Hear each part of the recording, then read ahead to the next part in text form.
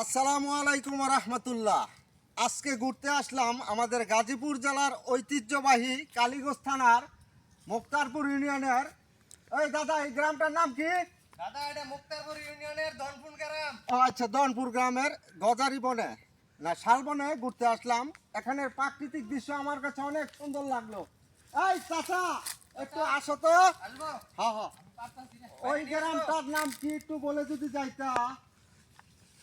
এই যে এই গ্রামটার নাম, এই যে আমি আমার চাচার এটা হইছে আমগর কালীগঞ্জ থানার মুক্তারপুর ইউনিয়নের ধনপুর হ্যাঁ। গজারিবন, ভাইরাল গজারিবন যেটা শালবন শালবন বা গজারিবন শালবন যাই যেটা এটা হইছে এই ভাইরাল জায়গাটা। এই সেই ভাইরাল গজারি বন। চাচা, তুমি কি এর আগে আইছো না? না, আমি জীবনের প্রথম আসলাম আজকে। এইটা কি কো লজ্জার কথা চাচা, তুমি লজ্জা দিলা। শামসুল ভাইরে লয়ে এলাম আমি এত দূর থেকে। এই যে আমাদের মাদারীপুরের ডন, উনি মাদারীপুর থেকে আমাদের শালবন ঘোরার জন্য আসছে।